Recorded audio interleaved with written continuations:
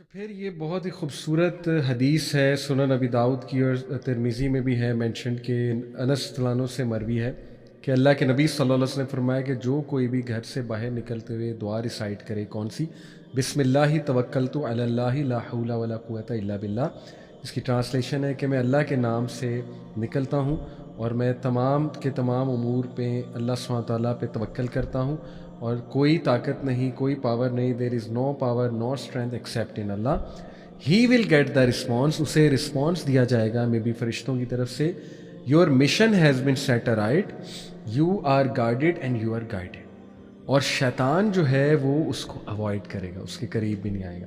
اور سنن ابی داؤد میں اضافی الفاظ ہیں کہ شیطان اپنے فیلو شیاطین سے کہتا ہے کہ how can you harm such a man, he has been guided to the right path, his mission has been set aright for him and he has been guarded against harm. سبحان اللہ. آپ سوچیں کتنی powerful دعا ہے. لوگ چھوٹی چھوٹی باتوں پہ ڈرتے ہیں، ہم پہ بندش ہو گئی، یہ نہ ہو جائے وہ نہ ہو جائے، ہمیں کوئی نقصان نہ پہنچا دے، انگزائٹی، فیئر، ڈاؤٹس، رائٹ. مطلب عجیب و غریب عقائد پہ کہ کالی بلی راستہ کاٹ گئی تھی، یہ نہ ہو جائے وہ نہ جائے، میں نے خواب دیکھا تھا، اس خواب کی نحوست نہ مجھ پہ جو ہے نا آ جائے. بسم اللہ توکلت علی اللہ لا حول ولا قوۃ الا باللہ. شیطان بھاگ رہا ہے، کہتا ہے کہ اس کو نقصان پہنچایا ہی نہیں جا سکتا. انشاءاللہ انسانی شیاطین سے بھی اللہ پروٹیکٹ کرے گا. تو صبح شام کے اذکار بھی ہیں، لیکن یہ اتنی پاورفل دعا ہے، کتنا اگنور کرتے ہیں ہم اس کو، کتنا ایمان بڑھتا ہے ایسی باتوں سے. تو اللہ تعالیٰ ہمیں یہ ایمانی قوت دے جی انشاءاللہ. اور لاسٹ اسٹوریز انشاءاللہ تعالیٰ. ایک تو بہت خوبصورت واقعہ کہ عمر بن الخطاب رضی اللہ عنہ سے جو ہے وہ ذکر کیا گیا کہ کچھ لوگ یمن سے آتے ہیں، تو عمر رضی اللہ عنہ نے کہا کہ ہو آر دے، تو انہوں نے خود ہی جواب دیا یمن کے لوگوں نے جب عمر رضی اللہ عنہ نے ان سے میٹنگ کی کہ ہو آر یو، تو انہوں نے کہا کہ وی آر المتوکلون، the ones who put their trust in اللہ. تو عمر صلی اللہ علیہ وسلم نے کہا نہیں، تم لوگ متوکلون نہیں ہو بلکہ تم لوگ متکلون ہو rely on the means not on اللہ. کیونکہ متوکل وہ ہے جو بیج بوتا ہے زمین میں اور پھر اس کے بعد اللہ پہ ٹرسٹ کرتا ہے. تو یہ ایک انہیں تلقین تھی کہ تم اگر یمن سے آ رہے ہو تو کچھ لے کر آؤ. بہت یہ بھی خوبصورت ایک ہمیں تلقین کی گئی ہے اس کے حوالے سے. عامر ابن عبد قیس رحمہ اللہ ایک سلف ہیں، وہ کہتے ہیں کہ 3 verses in Allah's book suffice me from all the creation. اللہ اکبر. 3 آیات اللہ کی کتاب میں ایسی ہیں جو مجھے کافی ہیں ہر شر سے، ہر شر کے حوالے سے اور انسانیت کے شر کے حوالے سے. وہ کیا ہے؟ پہلی آیت ہے جی سورہ یونس میں، آیت نمبر 107. وَإِن يَمْسَسْكَ اللَّهُ بِضُرٍّ فَلَا كَاشِفَ لَهُ إِلَّا هُوَ وَإِن يُرِدْكَ بِخَيْرٍ فَلَا رَادَّ لِفَضْلِهِ يُصِيبُ بِهِ مَن يَشَاءُ مِنْ عِبَادِهِ وَهُوَ الْغَفُورُ الرَّحِيمُ. And if Allah touches you with hurt, there is none who can remove it but He. اور اگر اللہ تمہیں چھو لے کسی شر سے، کوئی مصیبت آ جائے، کوئی دور نہیں کر سکتا سوائے اس کے. But if He intends any good for you، اگر اللہ وہ تم سے کوئی خیر چاہے گا، کوئی نہیں جو اس کی فیور کو ریپیل کر سکے یا اس چیز کو روک سکے جو تم تک پہنچنی ہے سوائے اس کے. اور وہ جس کو چاہتا ہے جو دیتا ہے، جس کو چاہتا ہے اپنے بندوں میں سے فضل دیتا ہے، بے شک وہ بہت زیادہ غفور اور رحیم ہے. یہ کہتے ہیں وہ پہلی آیت ہے جو مجھے کافی ہو جاتی ہے. دوسری آیت وہ کہتے ہیں جو مجھے کافی ہو جاتی ہے، وہ سورہ ہود کی ہے، آیت نمبر 6. وَمَا مِن دَابَّةٍ فِي الْأَرْضِ إِلَّا عَلَى اللَّهِ رِزْقُهَا وَيَعْلَمُ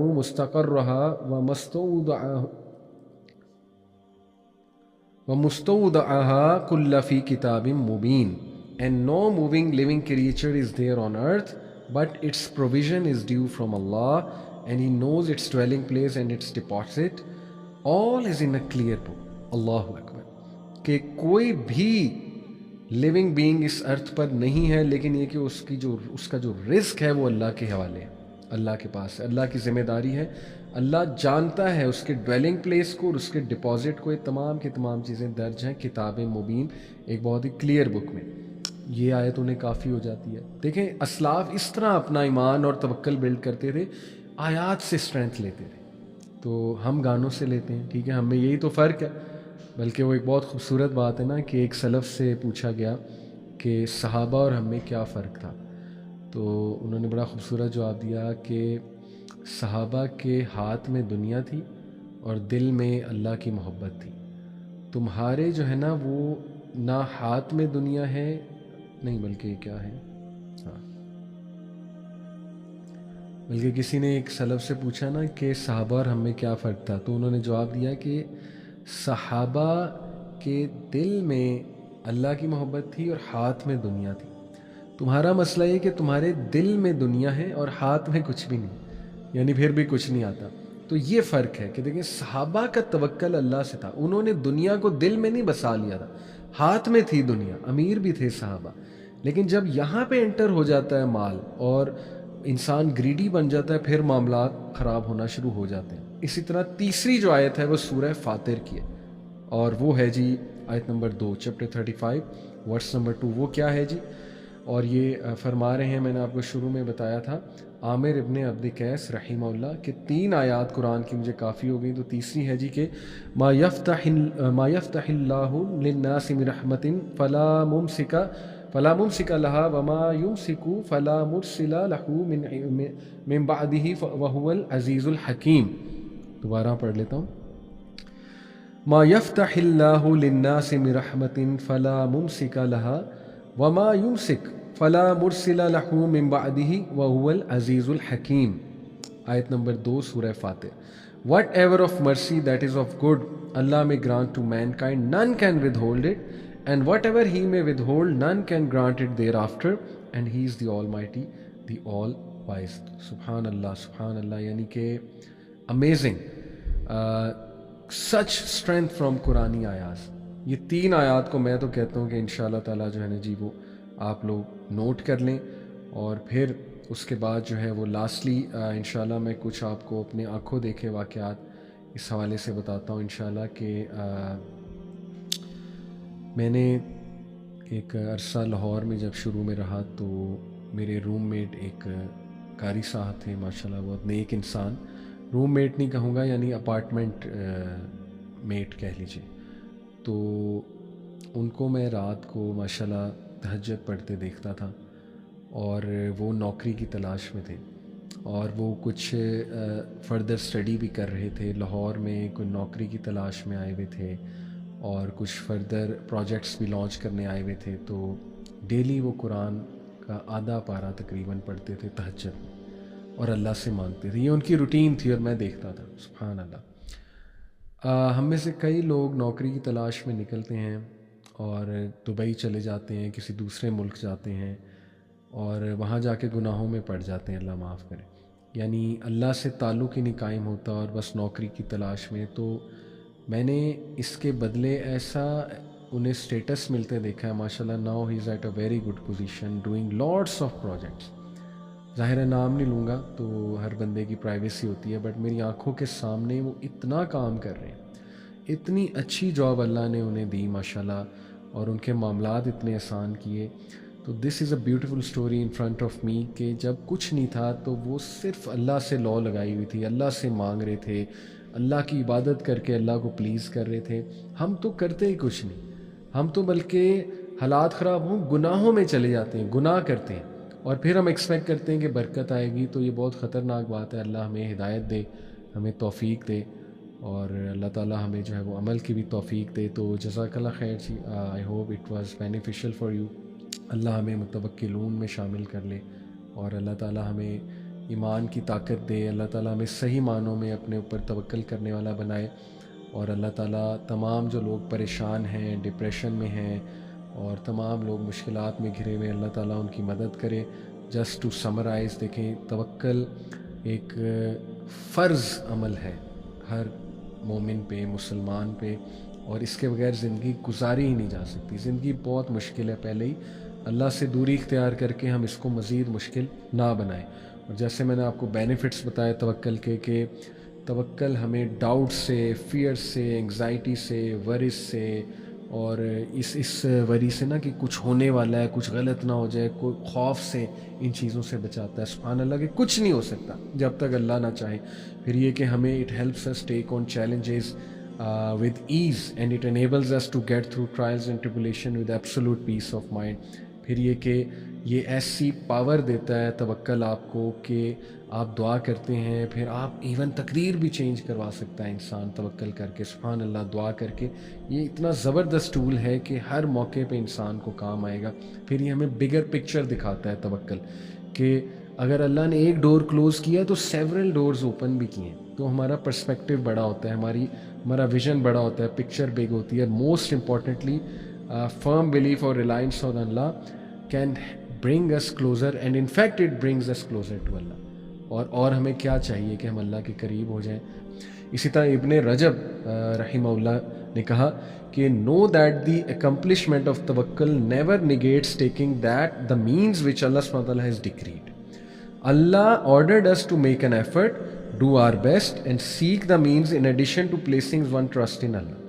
تو یہ ہے اصل میں توکل کا رائٹ کانسیپٹ۔ دیکھیں جیسے کہ سورہ نساء آیت نمبر 131 میں اللہ سبحانہ وتعالیٰ نے فرمایا، یا ایھا الذین آمنوا خذوا حذرکم فانفروا ثبات او انفروا جمیعا، او you who believe take your precautions and either go forth in expeditions or in parties or go forth all together۔ سبحان اللہ، یعنی اللہ نے کہا اسٹریٹجی بناؤ، اور اللہ نے کہا پریکاشنز لو اپنی۔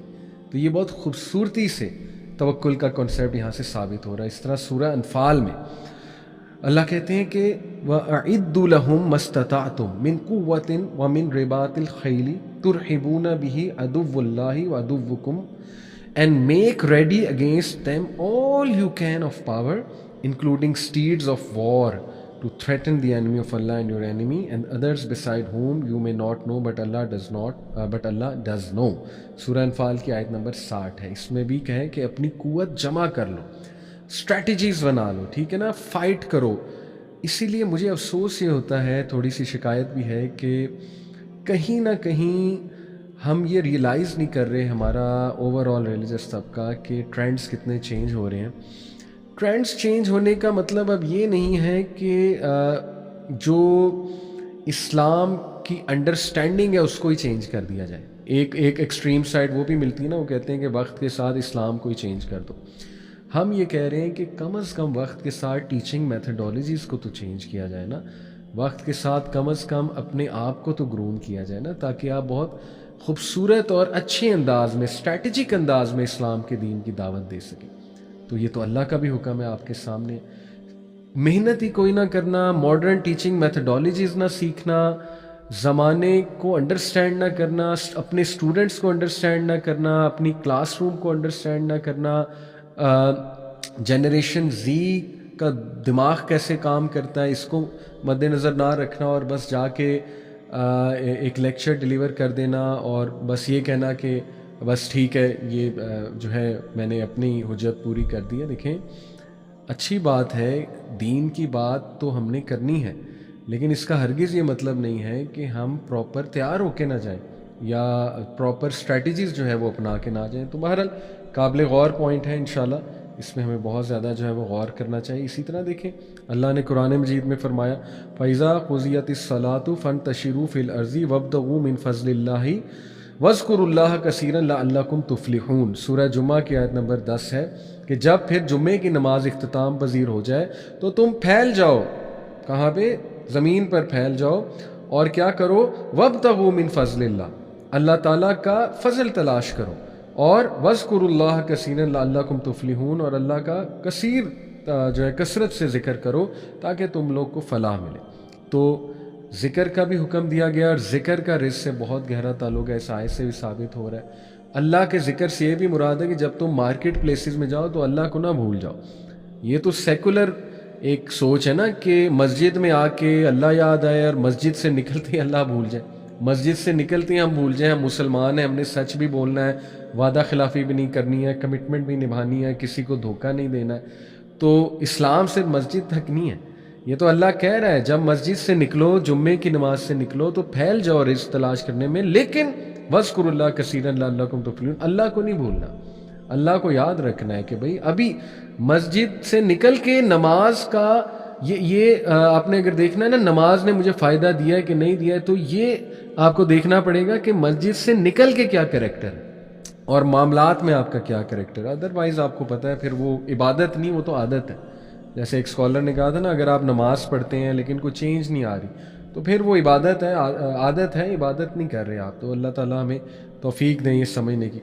اسی طرح دیکھیے ایک صحابی نے نبی صلی اللہ علیہ وسلم سے پوچھا تھا نا کہ میرے پاس ایک شی کیمل ہے تو کیا میں اس کو لوز چھوڑ دوں اور بس اللہ پہ توکل کروں؟ تو اللہ کے نبی صلی اللہ علیہ وسلم نے کہا نہیں، tie your camel and then have faith in اللہ، کہ تم اسباب اختیار ضرور کرو. یہ ترمذی کی جو ہے نا وہ حدیث ہے.